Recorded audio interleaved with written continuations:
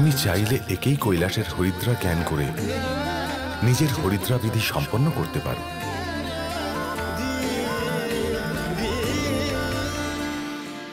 এ আপনি কি বলছেন? এই ভস্য দ্বারা হরিদ্রার রীতি কি রূপে?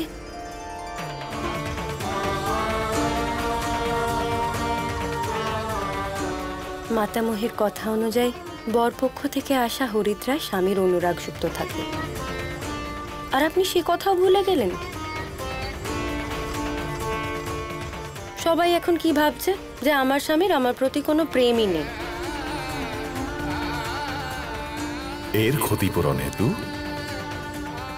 আমি তোমার সাথে তোমার গৃহ অবধি যাব, আর সবার মধ্যে পূর্ণ বিশ্বাস সৃষ্টি করাবো যে তোমার প্রতি আমার কত অনুরাগ। না না, এর কোনো প্রয়োজন নেই।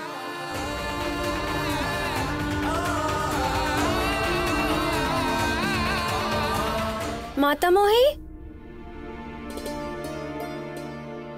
এই যে কৈলাস থেকে আমার হরিদ্রা এসে গেছে। এত শীঘ্র? হ্যাঁ মাতামহী, আপনার আমার ওপর বিশ্বাস নেই? না পুত্রী, একমাত্র তুমি যার উপর আমার পূর্ণ বিশ্বাস। তোমরা দুজন এখানে দাঁড়িয়ে রয়েছো কেন? তোমাদের সখীর হরিদ্রা সময় অতিক্রান্ত হতে চলেছে। শীঘ্রই সব ব্যবস্থা করো। চলো চলো আমার সাথে।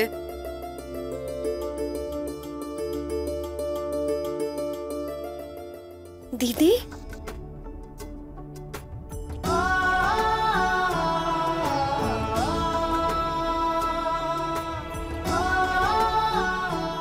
দিদি, তুমি আমার বিবাহে যোগদান করতে এসেছো।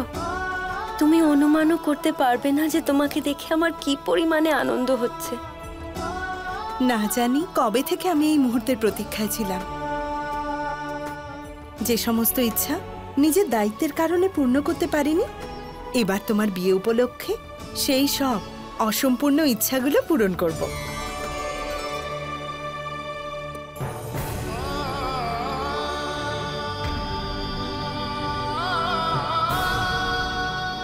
আজ অব্দি কোনো পুত্রেরই কন্যাদান করার সৌভাগ্য আমাদের হয়নি,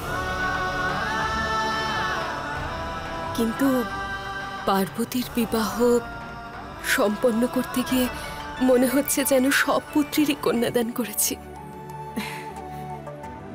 রানীমা, রানীমা, রানীমা, মাতামহী আপনাদেরকে শীঘ্রই ডেকেছেন পার্বতীর হরিদ্রা অনুষ্ঠানের জন্য।